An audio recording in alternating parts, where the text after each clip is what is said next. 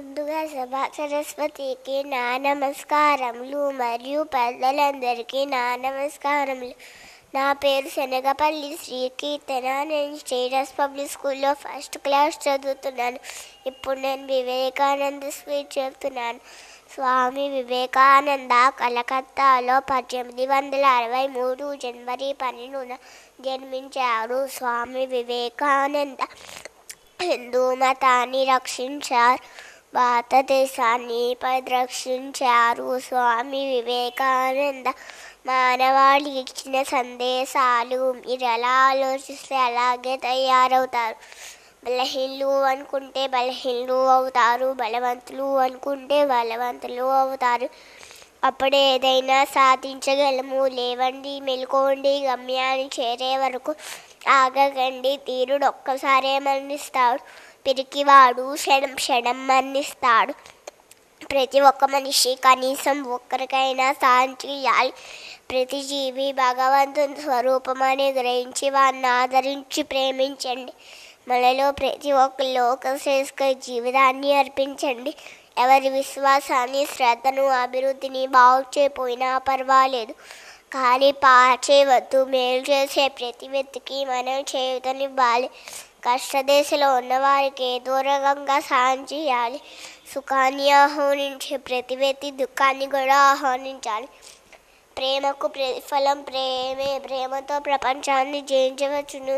శిష్యుడిగా ఉండవలసిన వాడు చక్కని శీలవంతుడై ఉండాలి. ఏ ప్రాణిని ద్వేషించకూడదు, ఏ ప్రాణిని హింసించకూడదు.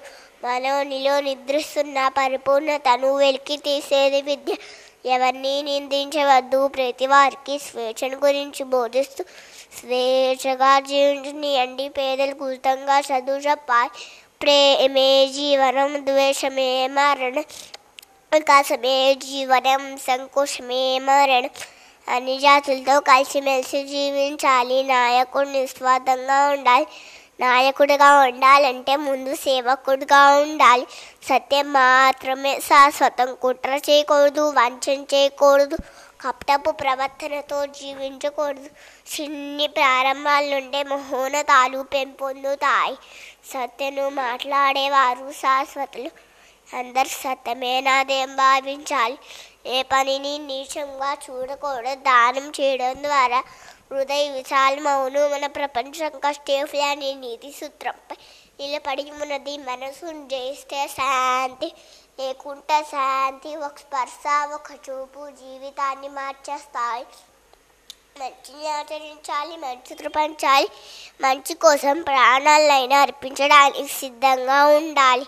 తల్లి, తండ్రి, గురువుని గౌరవించాలి. దేశాన్ని ప్రేమించాలి. పేదలకు, రోగులకు సహాయం చేయాలి. ధ్యానం చేయాలి. మంచి అలవాటుల్ని కలిగి ఉండాలి.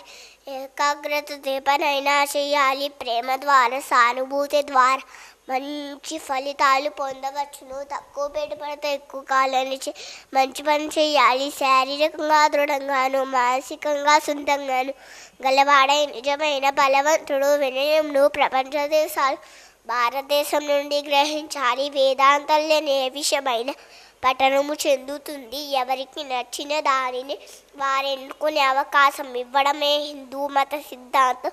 చెడు గుణాలు వదలాలంటే మంచి గుణాలు అభ్యసించాలి. భగవంతుడి తలుచుట మరవద్దు.